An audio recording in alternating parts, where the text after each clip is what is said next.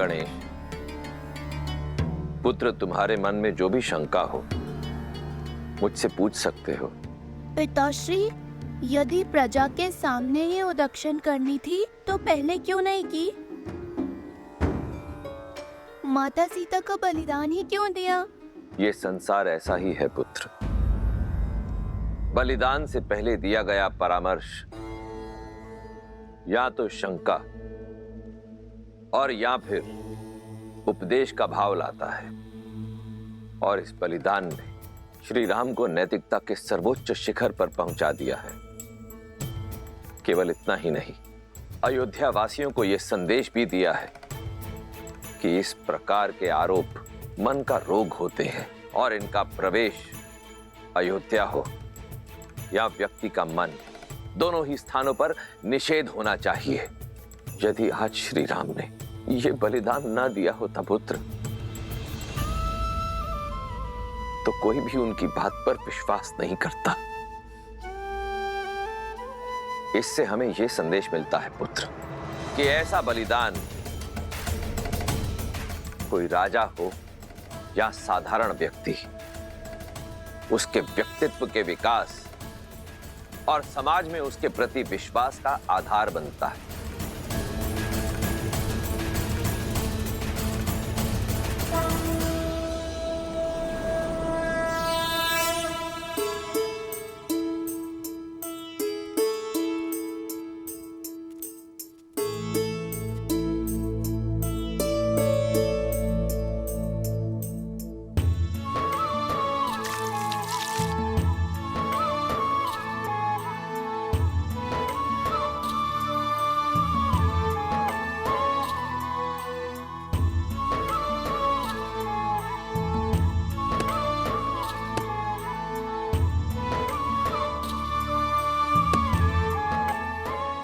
देवी, भगवान वाल्मीकि ने इन्हें नियुक्त किया है आश्रम की महिलाओं और शिष्यों की देखभाल के लिए, भोजन आदि की व्यवस्था के लिए, और हम प्यार से इन्हें गुरु मां कहते हैं। ये देवी वन में अकेली थी गुरु मां। भगवान वाल्मीकि के आदेश से मैं इन्हें यहां लेकर आया हूं। कृपया आप इन्हें इनकी कुटिया तक छोड़ देंगी? स्वागत है इस पावन स्थल पर।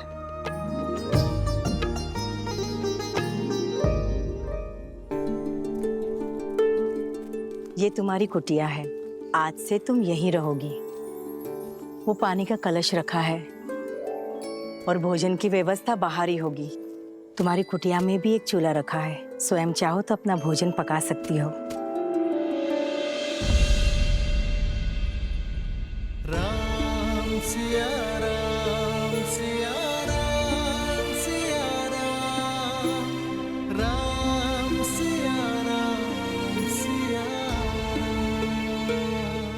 तुम्हारे गर्भ में पलने वाली संतान अति भाग्यवान है, जिसे जन्म लेने के लिए भगवान वाल्मीकि का आश्रम प्राप्त हुआ है। मैं उनसे कब मिल सकती हूँ? उनके गुणगान संसार के हर कोने में सुने हैं मैंने, और आज उनके आश्रम में आश्रय पाकर धन्य हो गई हूँ मैं। उनका आशीष पाने का सौभाग्य कब मिलेगा मुझे? शीघ्र ही तुम्हारी ये इच्छा पूरी होगी।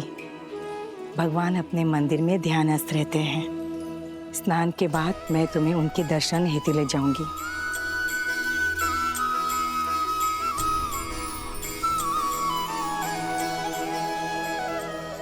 मैं सुरक्षित हूँ आर्य। आशा करती हूँ कि आप भी प्रसन्न होंगे। सरयू पार भी निषादों के कई कुनबे हैं, कई जनजातियां हैं। उनके विकास और शिक्षा व्यवस्था की योजना शीघ्र ही देखना चाहूंगा मैं।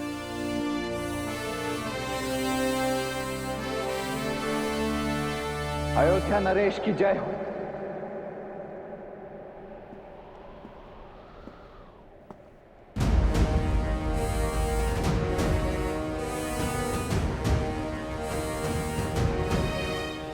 लक्ष्मण,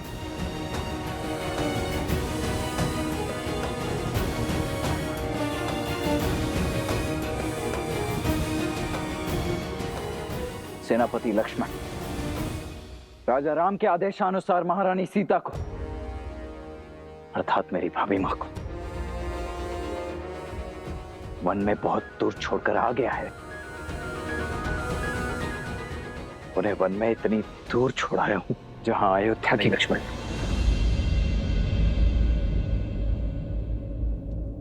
मुझे संकेत भी मत देना कि तुमने सीता का त्याग कहाँ किया है।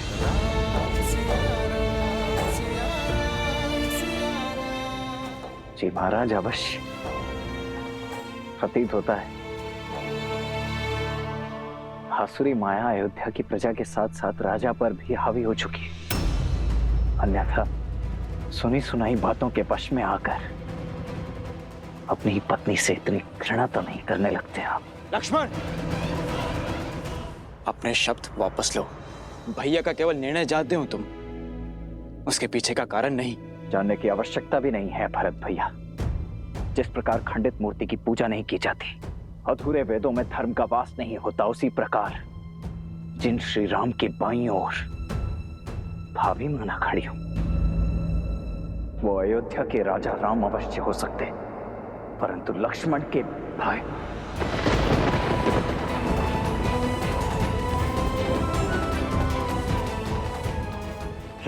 भाई कदापि नहीं।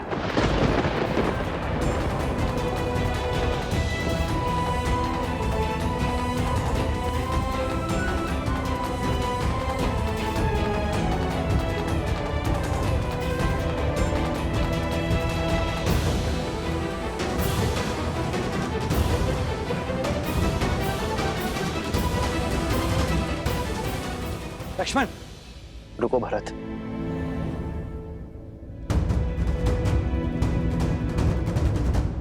अपने बड़े भाई की दशा समझते हो तो अपने छोटे भाई की मनोदशा को भी समझो। मुझे लक्ष्मण से कोई क्रोध नहीं। लक्ष्मण तो मेरे पाप को काटने की सहायता कर रहा है। सीता को त्यागने का पाप विवाह के समय सीता को दिए वचनों को तोड़ने का पाप।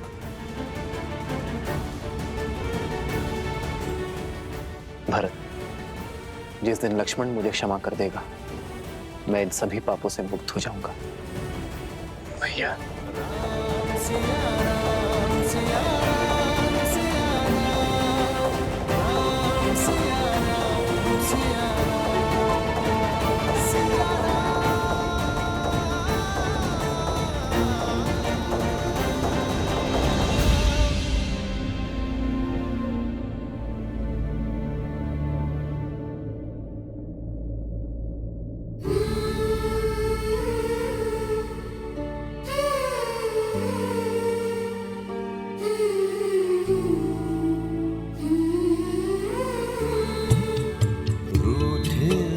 लगते सांसों के धागे, भीगे ये नैना सोए न जागे, तन से प्राण विलग हों जैसे सिया से राम अलग हो कैसे।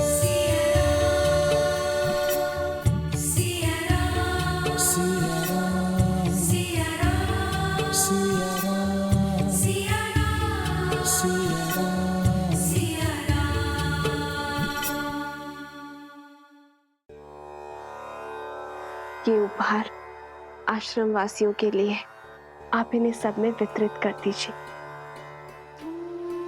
आश्रम वासियों की ओर से धन्यवाद देवी।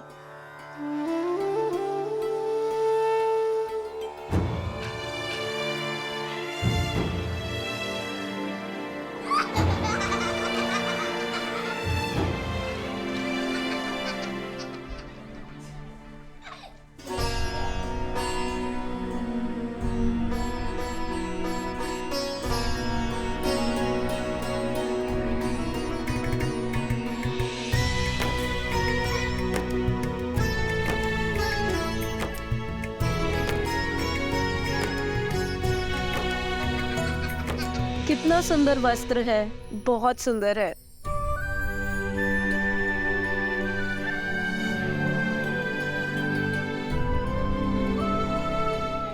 देवी, आपके दिए हुए वस्त्र देखे हमने, बहुत ही सुंदर है। लगता है ये भेष अवश्य तपस्विनी का है, किंतु उपहारों का चयन तो किसी महारानी सा लग रहा है। कहाँ से लिए ये उपहार? और आपका नाम क्या है?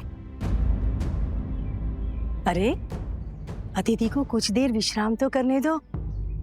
आते ही प्रश्नों की बौछार कर दी तुम लोगों ने। भगवान वाल्मीकि से भेंट करने का समय आ गया है। धन्यवाद।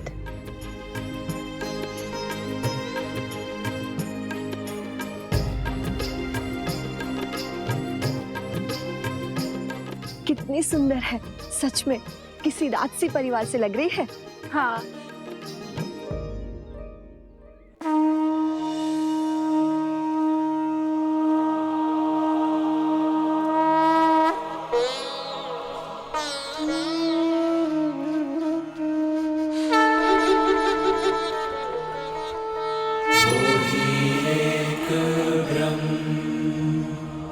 अजर अमर अनडोल निश्चल पुरुषोत्तम सर्वपूर्णम श्री गुरु वाल्मीकि भगवान जी। प्रणाम। सौभाग्यशालिनी हूं मैं कि मुझे आपके पावन सानिध्य में शरण मिली। रघुवंशी आपके इस उपकार के लिए सदा आपके सामने नतमस्तक रहेगा। इस आश्रम को तुम्हारी ही प्रतीक्षा थी जानकी। ये आश्रम तुम्हारे लिए शरण नहीं, घर है तुम्हारा। धन्यवाद, किंतु एक निवेदन है। निर्भय होकर कहो। आप तो अंतर्यामी है, सर्वज्ञाता है। आपने मुझे पहचान लिया, किंतु मैं नहीं चाहती कि यहाँ किसी को मेरा परिचय मिले, और ना ही मैं यहाँ किसी को वन में आने का कारण बता सकती हूँ। ये संसार वो बहेलिया है जिसे सुख और आनंद में डूबे पंछियों को अलग करने में बड़ा सुख मिलता है। इसीलिए इस जग में प्रेम और संतोष को पाना इतना कठिन है। तुम्हारी कथा, तुम्हारी व्यथा और वन में भेजे जाने का कारण मैं सब जानता हूं। निश्चिंत रहो। यहां इस वन में ना ही तुमसे कोई तुम्हारा नाम या परिचय पूछेगा और ना ही कोई संदेह करेगा। यहाँ सब तुम्हें वन देवी के नाम से जानेंगे।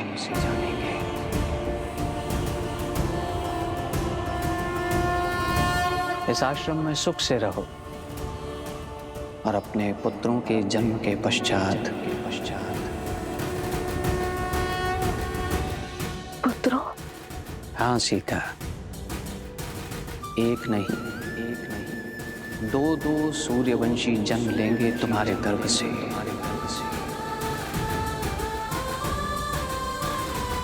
और इस आश्रम में धर्म का ज्ञान प्राप्त करेंगे।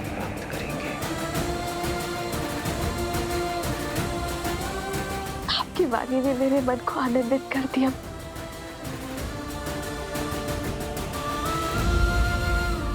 किंतु एक प्रश्न है जिसने मेरे मन को व्याकुल किया हुआ है।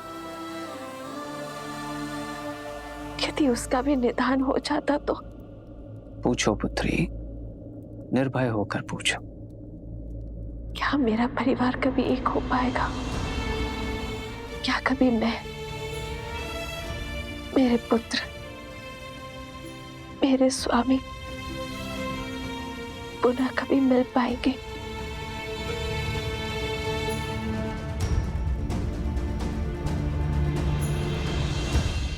प्रभु मिलन का समय जान लेने से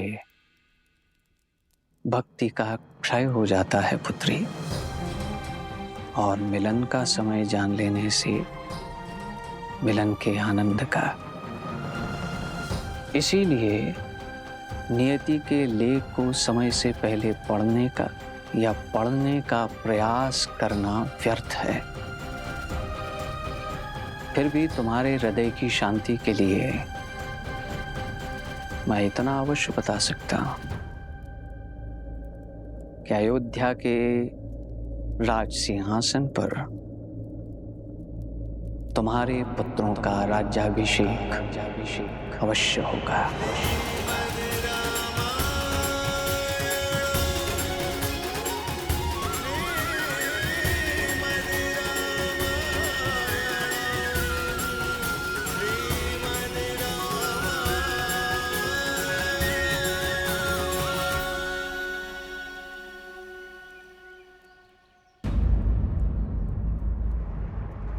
ऋषिवर,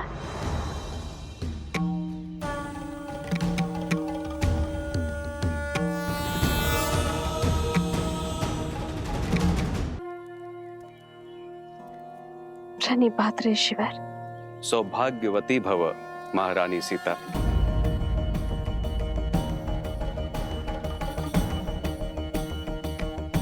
देवी चिंतित ना हो, यहाँ मेरे अतिरिक्त किसी और को यह भान नहीं। परंतु भगवान को है, उन्होंने मुझे वनदेवी नाम प्रदान किया है ऋषिवर। जैसी त्रिकालदर्शी भगवान की इच्छा। हे वनदेवी, आपका इस आश्रम में स्वागत है। धन्यवाद ऋषिवर।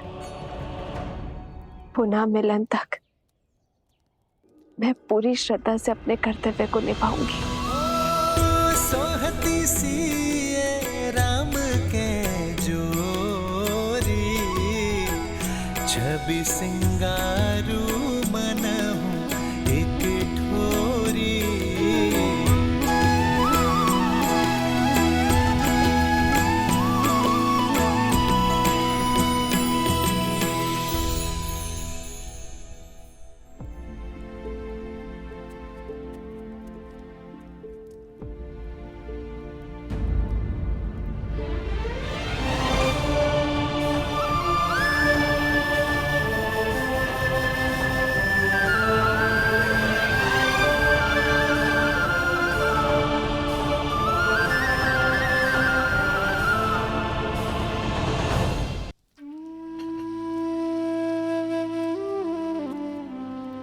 जानती हूँ राम कि तुमने सात्विक जीवन जीने का निर्णय किया है और राजसी भोजन स्पर्श भी नहीं करोगे, इसीलिए वनवासियों वाला भोजन ही लाई हूँ।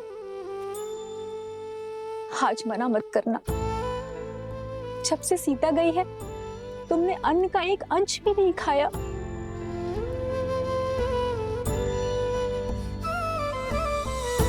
बात भोजन के प्रकार की नहीं है माँ, भूख की है।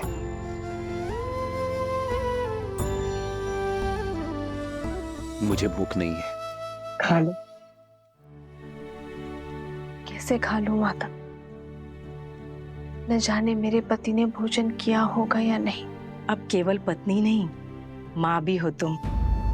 तुम्हारा जीवन, तुम्हारा स्वास्थ्य आने वाली संतान के जीवन और स्वास्थ्य से भी जुड़ा है, और तुम्हारा पहला कर्तव्य है अपने गर्भ में पलने वाले शिशु को पोषण देना।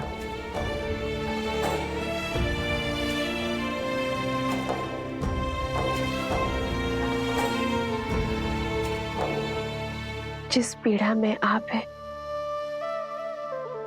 निश्चिंत ही आपने अनुग्रह नहीं किया होगा। अरे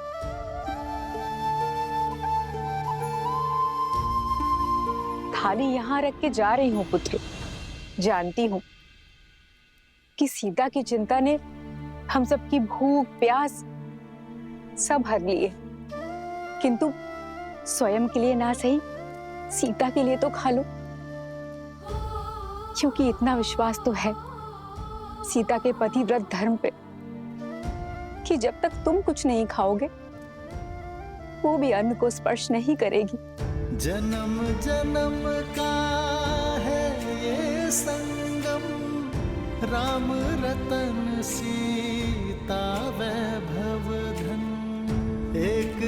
पौरुष, एक समर्पण, एक है रूप तो दूजा। गुरु माँ का कथन भी उचित है। अयोध्या के कल का पालन करना भी तो आवश्यक है आर्य। राम सिया राम, सिया राम, सिया राम, राम सिया राम, सिया नहीं, मैं आपको खिलाए बिना नहीं खा सकती आर्य।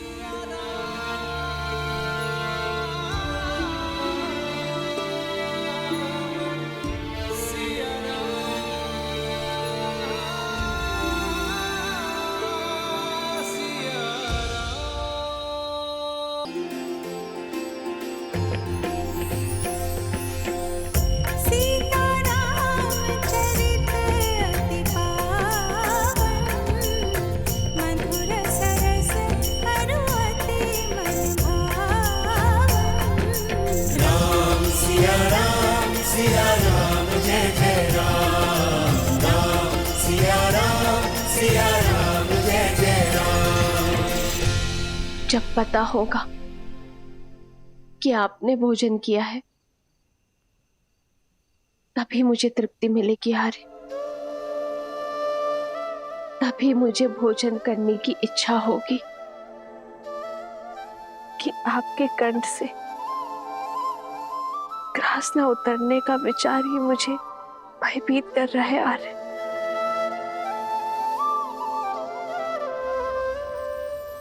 श्री राम, श्री राम। सीते,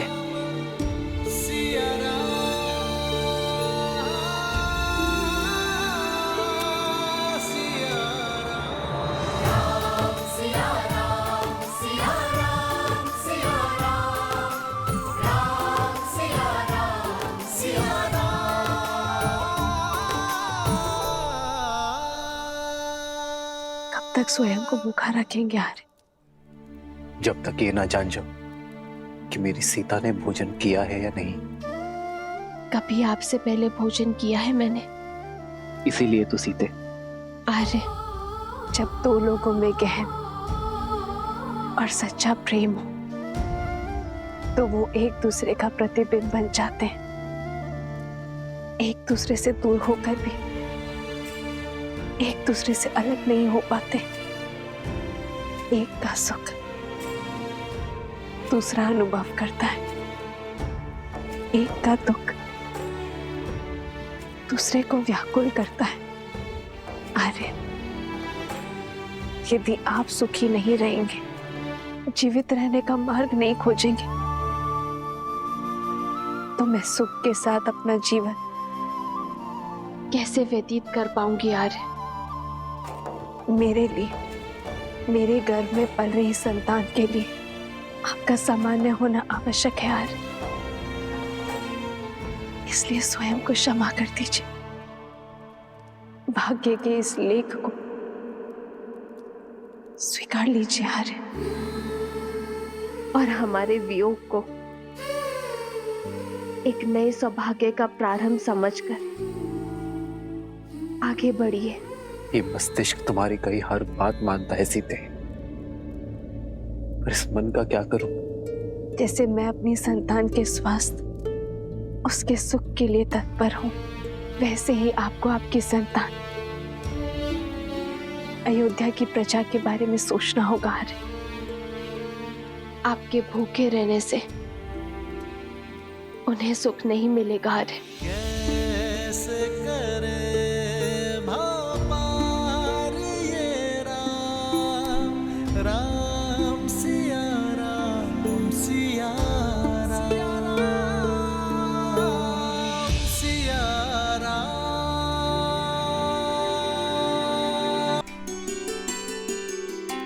प्रेम समर्पण करुणा ज्ञान से है भरा दो प्यारा नाम। जय सिया राम, जय जय सिया राम, जय सिया राम, जय जय सिया राम। मैं जानता हूं सीते, जब तक मेरे मुख में ग्रास नहीं जाएगा तब तक तुम भी नहीं खाओगी। इसलिए मैं अपना व्रत तोड़ता हूं। तुम भी खा लो सीते।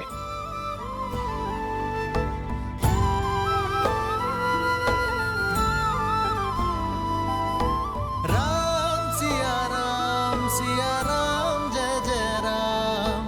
राम सिया राम जय जय राम।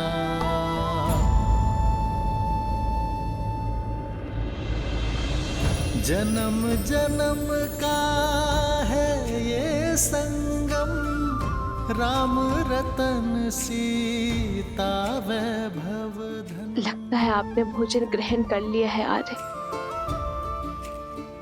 अब मैं भी भोजन कर सकती हूँ। एक है पौरुष, एक समर्पण, एक है रूप तो दूजा दर्पण। राम है लोचन सीता दृष्टि, राम है बादल सीता वृष्टि।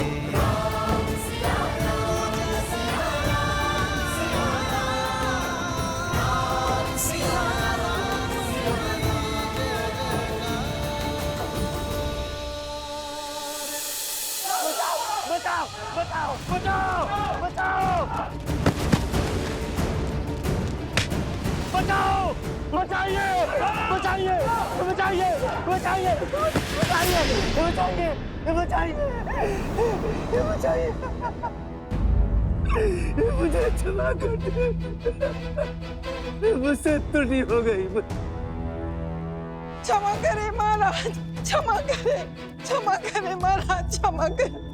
जब से आपने महारानी का त्याग किया है, तब से मेरे पति आत्मग्लानि में दिन भर दिन घुट घुट के जी रहे। महाराज, मैंने उनको क्षमा कर दिया महाराज। मुझसे क्षमा मांगना चाहते हैं महाराज, पर आपसे दृष्टि मिलाने की शक्ति नहीं है उनके पास महाराज। इस वजह से वो आपसे क्षमा मांगने नहीं आ पाए महाराज।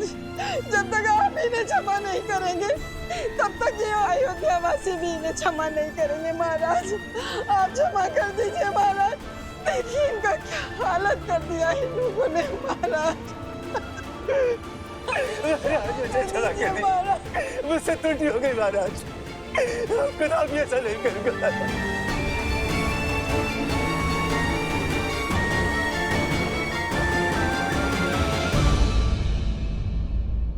उठिए देवी,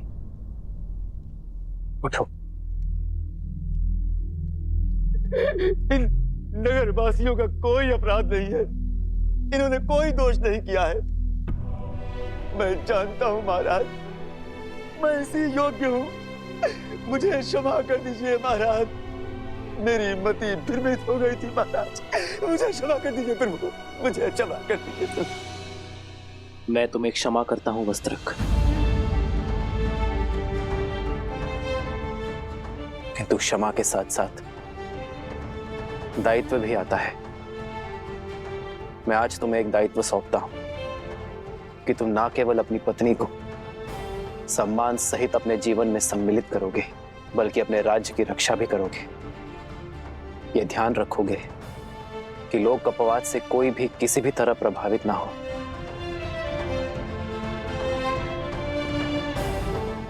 वस्त्रक, अब मेरे साथ साथ तुम भी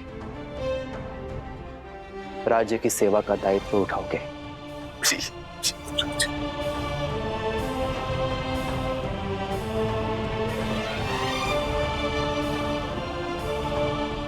मैं जानता हूं आप सभी व्याकुल हैं, किंतु अराजकता किसी समस्या का हल नहीं। यदि आप कुछ करना ही चाहते हैं तो अयोध्या को कर्म और धर्म की पराकाष्ठा बनाने की यात्रा में अपना सहयोग दीजिए। इस राज्य को राम राज्य बनाने में सहायता कीजिए। कहिए, क्या मेरी अयोध्या की प्रजा मेरी सहायता करेगी? अवश्य सहायता करेंगे महाराज। महाराज, हम लोग भी अपनी तरफ से पूर्ण सहायता करेंगे। महाराज, आपका बहुत बहुत आभार। अब मैं किसी के बहकावे में नहीं आऊंगा। मुझे स्मरण है, कोई धूर्त वृद्ध ब्राह्मण का भेष बदलकर आया और मुझे भ्रमित करके चला गया।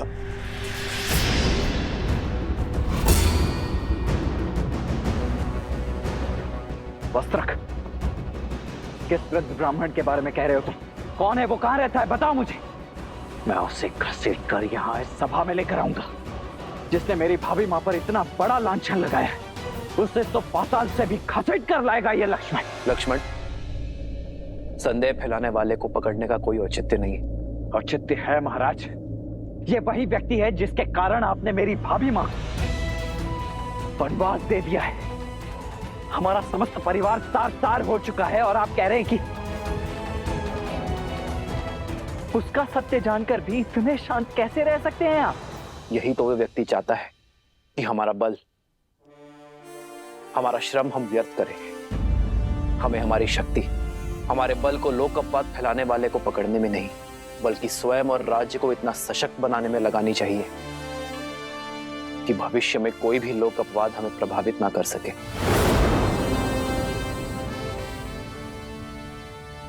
परंतु मैं तो उस पापी को खोज कर रहूंगा जिसके कारण मेरी भाभी मां को उन्हें वनवास का दंश सहना पड़ा।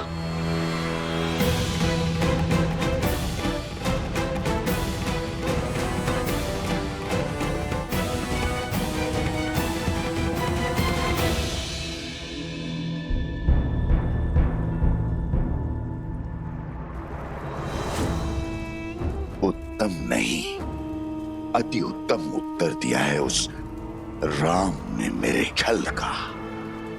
करुणा और त्याग का आवरण ओढ़कर छल का ऐसा लट्टू फेंका है कि सब चारों खाने चित त्याग का डंका बजाकर पुनः अयोध्या का प्रेम पा लिया। बड़ा चतुर निकला ये सूर्यवंशी, पर मैं भी सहस्त्रमुख रावण हूं। सहस्त्रमुख रावण, छल के हर खेल का महारथी। तो बातें ही बनाते रहेंगे या दिखाएंगे जौहर अपना? वहां धर्म का स्वरूप वो राम राज्य बना रहा है। अनंत काल तक पूजे जाने का मार्ग प्रशस्त कर रहा है और तुम एक क्षण की ये जीत का उत्साह मना रहे हो। मूर्ख, असुर तो हो, बलवान पर बुद्धिहीन। परिस्थिति चाहे घर के भीतर की हो या राज्य के अंदर की, रणनीति सदा ही उभरती परिस्थितियों की प्रतिक्रिया होती है। तो फिर इस परिस्थिति से लड़ने के लिए तुम्हारे पास क्या योजना है भैया? यात्रा, अपनी माया से सीता को खोजने की तीर्थ यात्रा।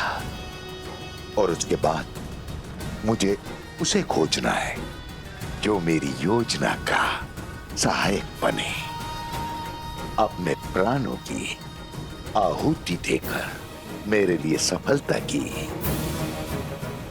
सीढ़ी बने। कौन? धीरज रखो प्रिय बहन, धीरे धीरे तुम्हें सब दिखाई और सुनाई देने लगेगा। आशा करती हूँ कि इस बार जीत तुम्हारी ही होगी, और यदि नहीं हुई तो इस प्रतिशोध की पतवार मुझे ही थामनी होगी।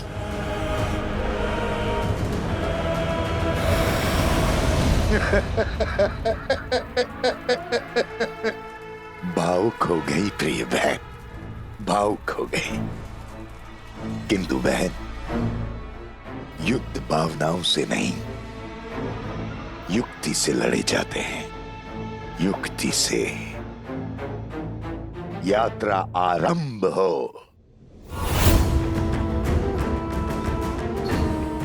वो यात्रा जो सीता तक जाकर पूरी होगी। मैं आ रहा हूं देवी सीता, मैं आ रहा हूं।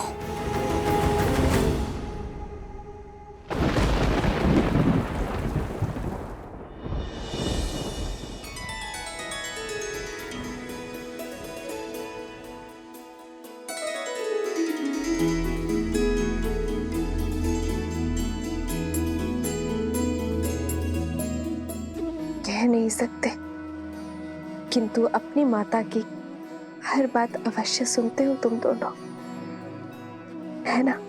तो चलो, आज तुम्हें अपने प्रभु की लीला सुनाती हूँ। राजा राम से तुम्हारा परिचय करवाती हूँ। वो राजा राम जिनकी भुजाओं में जितना बल है, उससे अधिक प्रेम उनके हृदय में है। अपनी प्रजा को अपने परिवार से ऊपर रखने वाले शासक हैं। और स्मरण रहे, पथ चाहे कितना भी कठिन क्यों ना हो, यदि उनके दिखाए धर्म पथ पर चलोगे तो सदा हल पाओगे।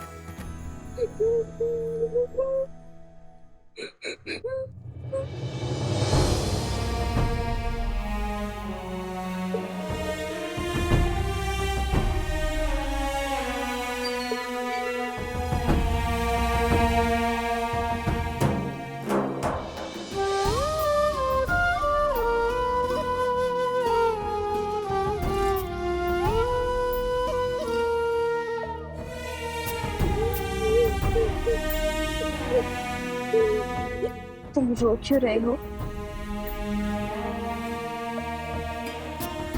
इस सुंदर मुख पर मुस्कान कैसे आएगी? आप भुवन देवी है ना?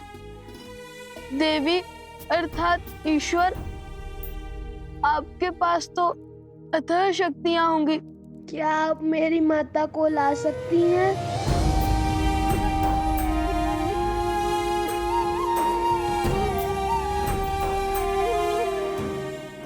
कुमुदनी,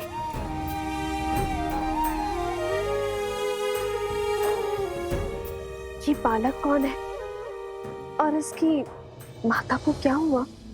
वो शांडिल्य है। 2 वर्ष पहले एक दिन उसकी माता वन में गई और फिर कभी नहीं लौटी।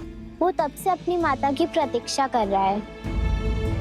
वो नहीं जानता कि उसकी माता को लवणासुर राक्षस ने खा लिया है। अब वो कभी नहीं लौटेंगी। लवणासुर?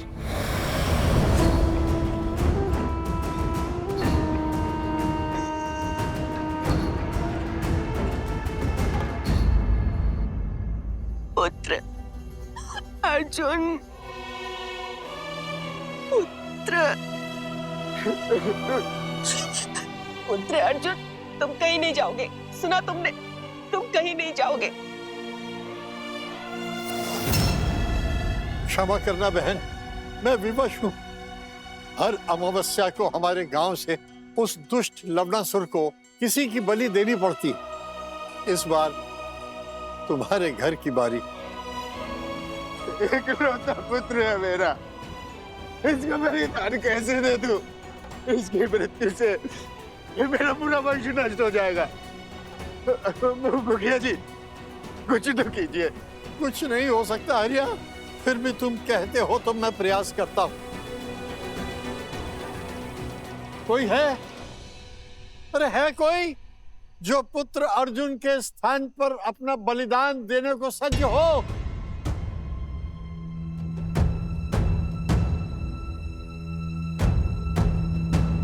गुरु माँ कहती है यहाँ से कुछ ही दूर कौशल राज की सीमाओं के बाद एक नगर है, मधुपुरी। लवणासुर वहीं का राजा है। वो मनुष्यों का आहार करता है और कभी कभी कौशल की सीमाओं के पास आक्रमण कर मनुष्यों को खा जाता है।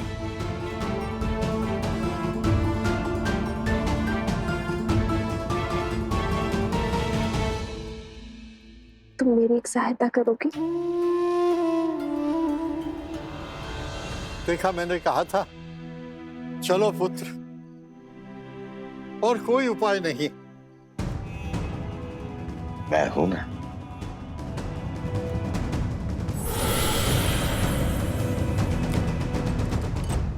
रुक जाओ।